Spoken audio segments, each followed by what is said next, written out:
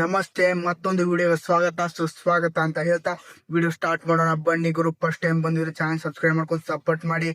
ಹೊಸ ಹೊಸ ಮೂವೀಸ್ಗಳ ಬಗ್ಗೆ, ಹೊಸ ನ್ಯೂ ಮೂವೀಸ್ಗಳ ಬಗ್ಗೆ ಹೊಸ ಮಾಹಿತಿ ಕೂಡ ಕೊಡ್ತೀನಿ ಅಂತ ಹೇಳ್ತಾ ವಿಡಿಯೋ ಸ್ಟಾರ್ಟ್ ಮಾಡೋಣ ಬನ್ನಿ. ಫಸ್ಟ್ ಟೈಮ್ ಚಾನಲ್ಗೆ ಬಂದಿದ್ರೆ ಸಬ್ಸ್ಕ್ರೈಬ್ ಮಾಡ್ಕೊಂಡು ಸಪೋರ್ಟ್ ಮಾಡಿ. ಒಬ್ಬ ಸೀರಿಯಲ್ ಕಿಲ್ಲರ್ 9 ಲೇಡೀಸ್ನ ಮರ್ಡರ್ ಮಾಡಿ ಪೊಲೀಸ್ ಸ್ಟೇಷನ್ ಅಲ್ಲಿ ಬಂದು ಈ ಕೊಲೆಗಳನ್ನ ಮಾಡಿದ್ದೀನಿ ಅಂತ ಒಪ್ಕೋತಾನೆ. ಯಾವ ತರ ಇರ್ಬೋದು ಇಮ್ಯಾಜಿನ್ ಕೂಡ ಮಾಡೋಕ್ಕಾಗಲ್ಲ ಗುರು. ಒಬ್ಬ ಸೀರಿಯಲ್ ಕಿಲ್ಲರ್ ಅವನಿಗೆ ಕೊಲೆ ಮಾಡಿದ್ದು ಒಬ್ಬ ಪೊಲೀಸ್ ಸ್ಟೇಷನ್ ಅಲ್ಲಿ ಬಂದು ಒಪ್ಕೊಂಡದು ಅಂತಂದ್ರೆ ಇದು ಸಾಮಾನ್ಯ ವಿಷಯ ಅಲ್ಲ. ಅದು ಯಾಕೆ ಒಪ್ಕೊಂಡ, ಏನಾಯ್ತು ಅನ್ನೋದೇ ಮೂವಿ ಸ್ಟೋರಿ ಗುರು. ಮೂವಿ ಸ್ಟೋರಿ ಯಾವ ತರ ಇದೆ ಅಂತಂದ್ರೆ ಬೇರೆ ಲೆವೆಲ್ ಅಲ್ಲಿ ತಗೊಂಡು ಹೋಗುತ್ತೆ. ತುಂಬಾ ತಿಂಗಳುಗಳಿಂದ ಒಂದೇ ಒಂದು ಏರಿಯಾದಲ್ಲಿ ಎಲ್ಲ ಇರ್ಬೋದು, ಎಲ್ಲ ಏರಿಯಾದಲ್ಲಿ ಒಂದೊಂದು ಹುಡುಗಿ ಮಿಸ್ಸಿಂಗ್ ಆಗ್ತಾ ಇರ್ತಾರೆ. 3 ತಿಂಗಳು 4 ತಿಂಗಳ ನಂತರ ಕೇಸ್ ನಡೀತಾನೆ ಇರುತ್ತೆ. ಯಾವ ಹುಡುಗಿ ಕೂಡ ಸುಳಿವು ಕೂಡ ಸಿಗ್ತಾ ಇರಲ್ಲ. ಆದ್ರೆ ಒನ್ ಟೈಮ್ ನಲ್ಲಿ ಒಬ್ಬ ವ್ಯಕ್ತಿ ಬರ್ತಾನೆ ಪೊಲೀಸ್ ಸ್ಟೇಷನ್ ಅಲ್ಲಿ ಬಂದು ಎಲ್ರು ಕೂಡ ಶಬ್ದವಾಗಿ ಕುಂತಿರ್ತಾರೆ. ನೈಟ್ ಹೊತ್ತು 10:30 ಆದ್ಮೇಲೆ ಅವನು ಬರ್ತಾನೆ. ಸರ್, ನಾನೇ, ನೀವು ಹುಡುಕ್ತಾ ಇದ್ರಲ್ಲ ಸೀರಿಯಲ್ ಕಿಲ್ಲರ್, ಅದು ನಾನೇ ಅಂತ ಒಪ್ಕೋತಾನೆ. ಪೊಲೀಸರು ದಂಗ ಆಗ್ಬಿಡ್ತಾರೆ ಗುರು. ಕಾಮಿಡಿ ಮಾಡ್ತಾ ಇದೀಯಾ, ಸೀರಿಯಸ್ ಆಗಿ ಹೇಳ್ತಾ ಇದೀಯಾ ಅಂತ ಕೇಳ್ತವ್ರೆ. ಹುಡುಗ ಹೇಳ್ತಾವನೆ, ನಿಜವಾಗಿ ನಾನು ಸೀರಿಯಲ್ ಕಿಲ್ಲರ್ ಗುರು, ನಿಜವಾಗ್ಲೂ ಮರ್ಡರ್ ಮಾಡಿದ್ದೀನಿ, ಸಾಕ್ಷಿ ಕೂಡ ಇದಾವೆ ಅಂತ ಸೀರಿಯಸ್ ಆಗಿ ಯಾವ ತರ ಹೇಳ್ತಾನೆ. ಒಟ್ಟ ಒಂದು ಹೆದರಿಕೆ ಇಲ್ಲದೆ, ಭಯ ಇಲ್ಲದೆ ಪೊಲೀಸ್ ಸ್ಟೇಷನ್ ಅಲ್ಲಿ ಬಂದು ಕುಂತು ಎಲ್ಲಾರ ಮುಂದೆ ಓಪನ್ ಆಗಿ ಹೇಳ್ತಾನೆ ಗುರು. ಎಲ್ರು ಕೂಡ ಫುಲ್ ಸಾಕಾಗ್ಬಿಡ್ತಾರೆ. ಆಮೇಲೆ ಪೊಲೀಸ್ ಸ್ಟೇಷನ್ ಇಂದ ಕಾಲ್ ಬರುತ್ತೆ ಗುರು, ಈ ತರ ವ್ಯಕ್ತಿ, ಅದಕ್ಕೆ ನಾವು ಅವನ್ನ ಏನ್ ಮಾಡ್ಬೇಕು ಅಂತ. ಅವಾಗ ದೊಡ್ಡ ಆಫೀಸರ್ಸ್ಗಳು ಅವನು ಇಮಿಡಿಯೇಟ್ ಆಗಿ ಒಳಗಾಕಿ ಅಂತಾರೆ.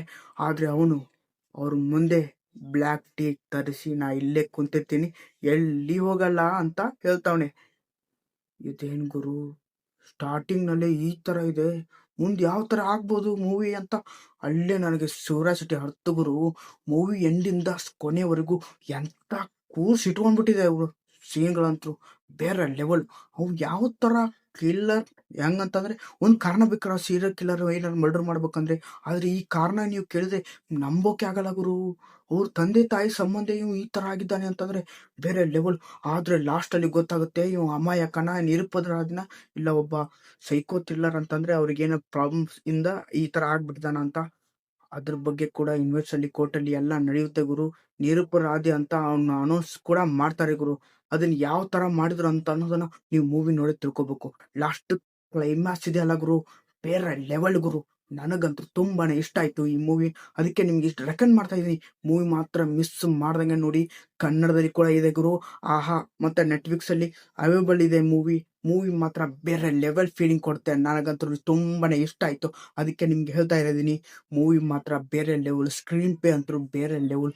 ಲಾಸ್ಟ್ ಸೀನು ಮರೆಯೋಕೆ ಆಗಲ್ಲ ಗುರು, ತಲೆಯಲ್ಲಿ ಕಿತ್ತು ಬಿಡುತ್ತೆ.